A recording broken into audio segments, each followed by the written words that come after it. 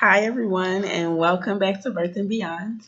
My name is Adrienne, and I am a birth doula. On this channel, we share information about your pregnancy, childbirth, and postpartum period. Just information that you can use to help you stay informed and just make informed decisions about your care. So, today, the topic of discussion is going to be inductions, labor inductions, as well as Pitocin, because they go hand in hand. In a previous video, we talked about the truth about estimated due dates, and inductions kind of go hand in hand with estimated due dates. The topics kind of relate simply because you may be at a point where you are at your due date and you are tired of being pregnant, and it doesn't seem like your pregnancy is about to end anytime soon. So you or your doctor might be suggesting, hey, listen, we're going to do an induction. Let's schedule out an induction a week from now if, your body doesn't go into labor on its own. And so let's talk about what an induction is and how it is used, like how it's done, right? So what a labor induction is a process of stimulating your uterus, using a drug to stimulate your uterus to bring contractions on, rather than allowing your body to naturally go into labor. Okay, and the way that this is done is by using a drug called Pitocin.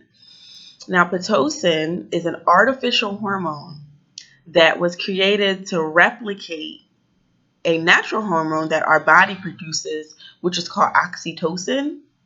And oxytocin is secreted from the pituitary gland in our brains.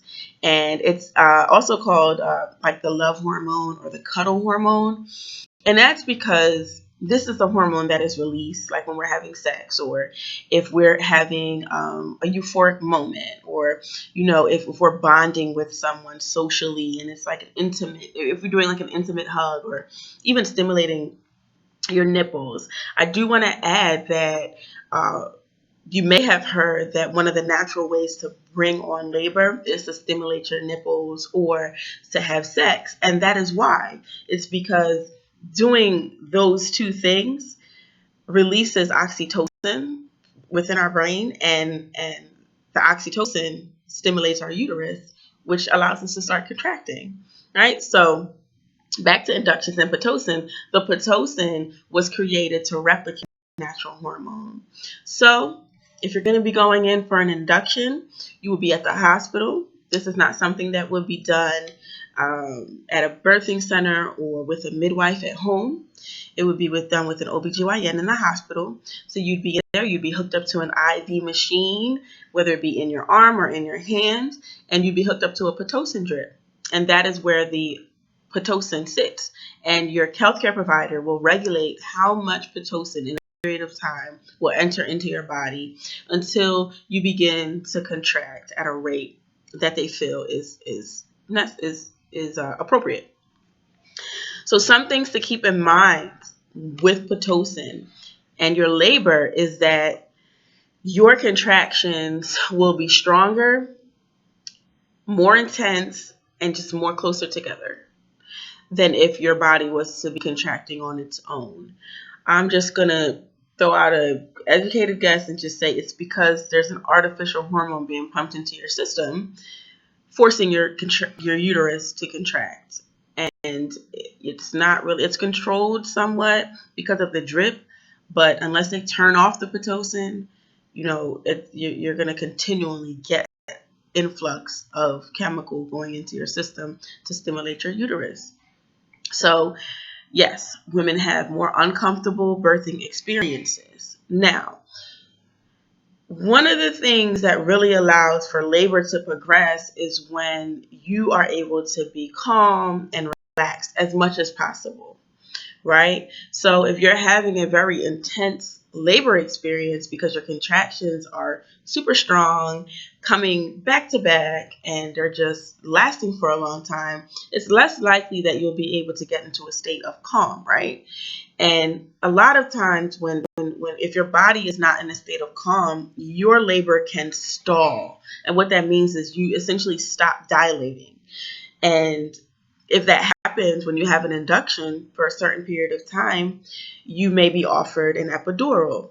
And the reason why you may be offered an epidural is because once you get the epidural, you will have the opportunity to sleep. And once you're able to rest your body and your mind, it will allow your uterus to relax and for your body to continue progressing through the labor experience. So I feel like I just said a lot, but essentially an induction is used to stimulate your uterus so that labor can begin, thus allowing you to dilate to 10 centimeters and then eventually meeting your baby. And Pitocin is the chemical that is used to stimulate the uterus. And it's an artificial hormone created to replicate the natural hormone that our bodies produce, which is called oxytocin, the love or cuddle hormone. Okay? I could imagine that there are some benefits of getting an induction. One, if you're just tired of being pregnant and you are okay with dealing with whatever the contractions and you're okay with an epidural and things of that nature, it may benefit you to go ahead and get an induction, right? If you're over 40 weeks.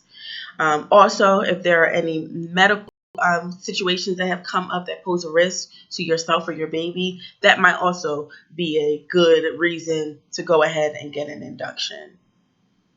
If you are a woman who says, I want to deliver my baby vaginally, I do not want an epidural, I want to be able to walk around. I want to be able to use a birth ball.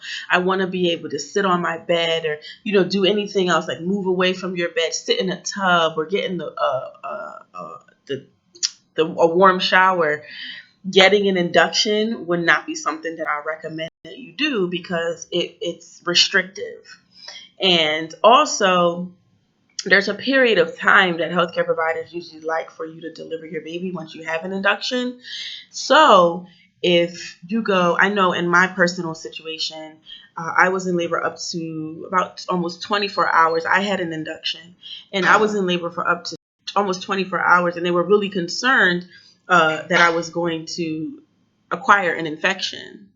When my water was broken manually, which means that my OB doctor broke my bag of waters for me, which also brings on contractions, and they were just concerned. So the longer you go with your bag of waters being broken, and you just in labor from being hooked up from this induction, the higher you are at a risk for infection, and the more likely they would be to offer you or suggest that you get a C-section. So again, if you're someone who doesn't want a C-section, you want to deliver vaginally, you want to be able to move around and dance or do whatever you want to do, I don't recommend that you get an induction unless it's medically necessary. And also, if you do get an induction, it doesn't necessarily mean you will end up with an epidural or a C-section. There are some pain management techniques naturally that you can use in order to manage the pain that you're having, like pressure on your back, massaging, warm compresses, and you also may be able to sit up in your bed as well, just to rotate your position, because that is always helpful. But that's essentially it regarding inductions and Pitocin. Did you have an induction? What was your experience like? Is it something you're thinking about? Share your comments below, and I will see you next time. Bye.